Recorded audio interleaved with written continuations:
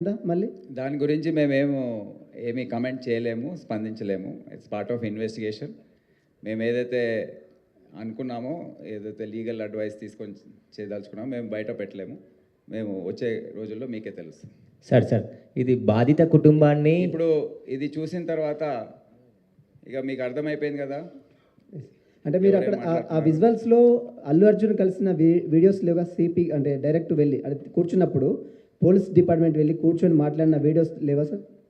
Visuals అది దొరకలేదు, try చేసాం. కానీ అప్పుడు జరిగిన ఎస్హెచ్ఓ ఏసీపీ ఎక్కడ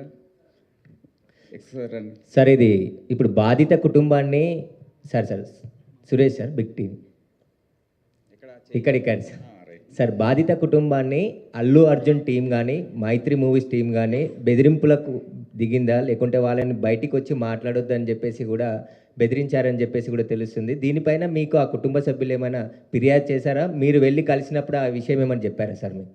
నో కమెంట్స్.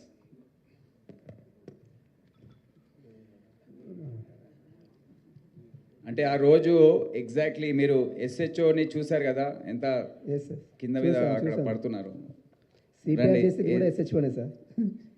ఒకసారి అక్కడ వాడు అడిగే ప్రశ్న ఏంటంటే, మనకు విజువల్స్ దాని గురించి దొరికాయా లేవా, ఎగ్జాక్ట్లీ ఆ టైంలో మీరు ఎవరికి వెళ్ళి చెప్పారు, ఏసీపీ ఎవరికి వెళ్ళి చెప్పారు, ఒకసారి వివరించి.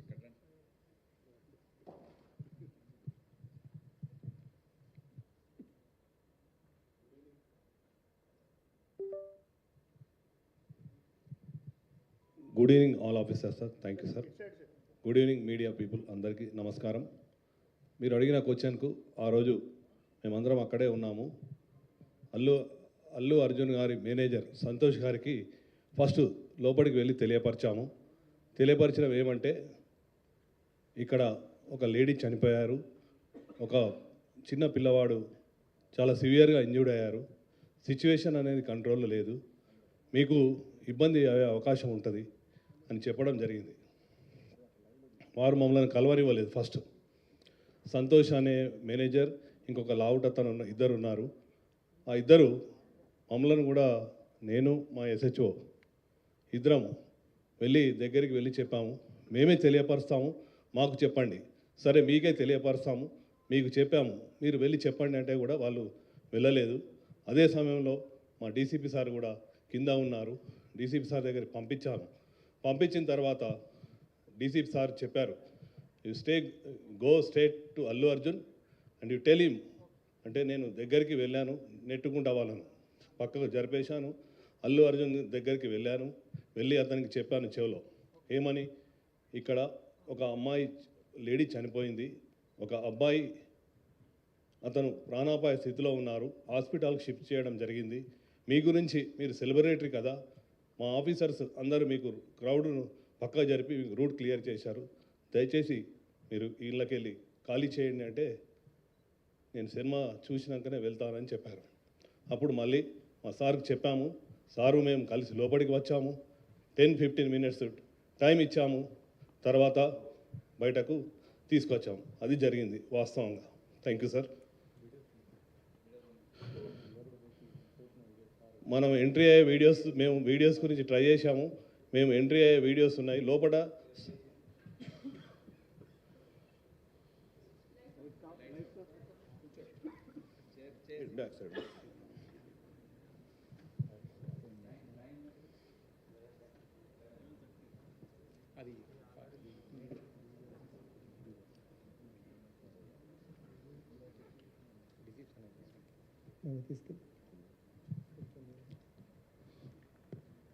సార్ మేమందరం పైకి వెళ్తాం. ఇది డీసీపీతో సహా ఏసీపీ ఆఫీసర్స్ అందరు కూడా వెళ్తున్నారు.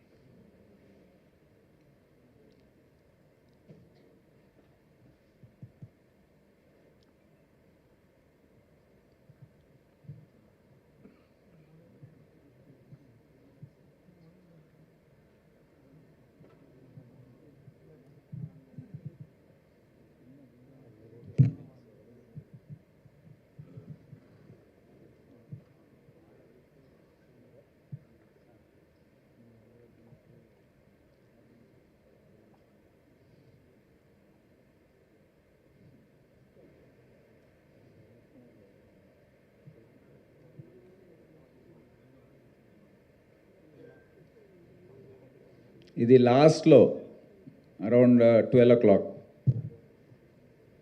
దాని ముందు ఎన్నో ప్రయత్నాలు జరిగాయి.